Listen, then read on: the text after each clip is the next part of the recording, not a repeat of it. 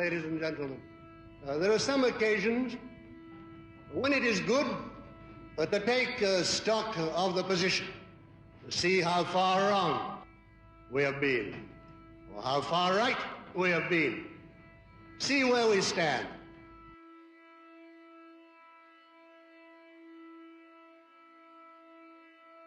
I claim that at present we have proved right in Europe, in Africa, and in the social policies which depended on our principles in those questions.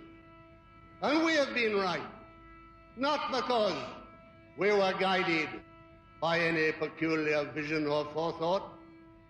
We have been guided above all by the principle, by a belief in the underlying unity of Europe.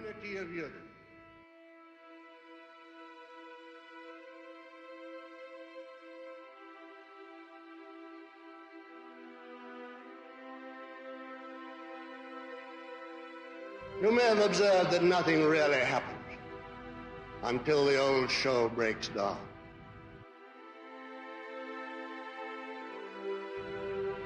In Africa, another place in which our policies have been so completely and entirely justified, I won't say triumphantly, because that's not a word to use in a situation of tragedy, but have been completely justified. Nothing could be done. Nobody'd listen. Yards of nonsense were turned out until the plain truth was proved. This time, alas, very often in blood and in a horror. We stood throughout again in Africa the perfectly clear-cut principle for which we were tremendously abused with every sort of foolish and disgusting lie. It was said we wanted to persecute the blacks, that we were racialists who wanted to put our people on top of one another, of another people. All those disgusting and foolish lies were told about. We said, of course, as I always say, naturally we believe in our own race. Any man or woman worth anything believes in his own race as he believes in his own family. But because you believe in your own race or in your own family doesn't mean you want to injure other races or other families. How often have I said a father of a family should know that it's his first duty in nature to look after his own children? But that doesn't mean that he wants to hurt or to injure other children. On the contrary, you will do them any good turn that you can. And our attitude was always the same. Our first duty was to our own people, our British and European peoples. But also, in addition to that, of course, we would do what we could to help other people as well. And who doesn't want to feed the hungry? Of course we should feed the hungry and the suffering of the world. Let's talk less and let's get on with the doing of it. Let us use the European surplus for that purpose. And at the same time, we can keep a healthy agricultural population on our own land, in our own countries. We can feed the hungry of the world, and we can defeat the policies of communism. But we pointed out the lines of policy then being pursued were bound to end in disaster. They talked of what they called multiracialism, which was simply a universal mix-up. Take humanity, put it in a bag, shake it together, and heaven knows what would come out. They wanted to get rid of what existed, all the little gray people of the world who hate the beautiful diversity of human development. They always want to get rid of the natural, the noble, and the beautiful. They wanted to get rid of it. They wanted to make all nature as gray as themselves. It was their deep instinct. We were always opposed to that. We said, no, it won't work, and it's undesirable that it should work.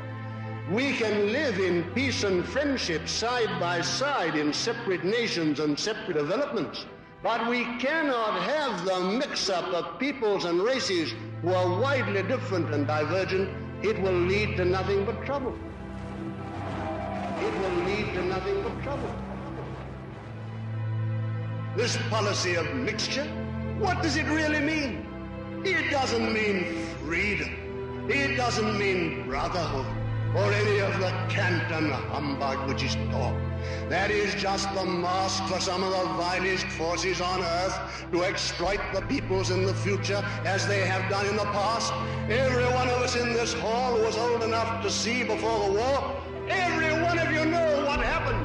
How the financial forces in the 30s went into these backward countries, into India within the empire, into Hong Kong, into Japan, into China, and exploited these peoples to produce cheap, sweaty goods which ruined the great industries of Britain and of Europe, which put Lancashire out of business in the cotton trade, Yorkshire out of business in the woolen trade.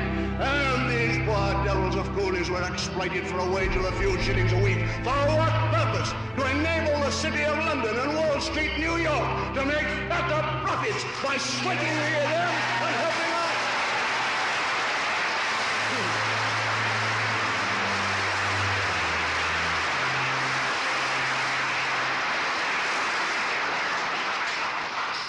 That is why it was done. That was the whole purpose. And with what result? China thrown into the arms of communism. The largest population in the world simply tossed as a present to communism. Because if you treat people like that, it's the only possible result. If there's no one to save them, no one to help them, and they've simply been ground into poverty and sweating and exploitation, what can you expect except they go communist as they did? And all these countries which have been exploited, thrown and tossed aside by finance, are now becoming the victims of communism. So finance seeks fresh fields of exploitation. Where do they turn? When the old people are exhausted.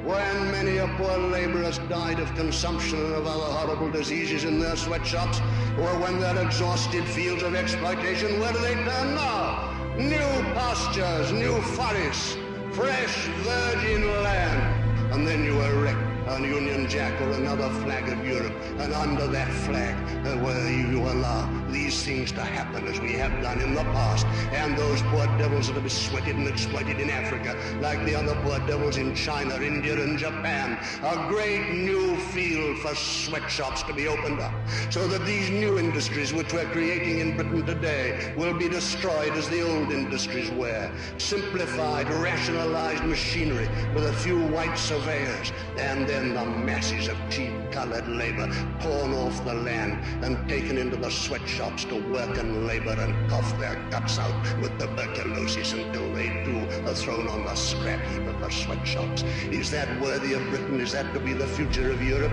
And is this competition to be organized within our European Brotherhood, bringing in these sweat fields in Africa into our Europe civilization so that the financial power in one European country can use it against the financial power in another?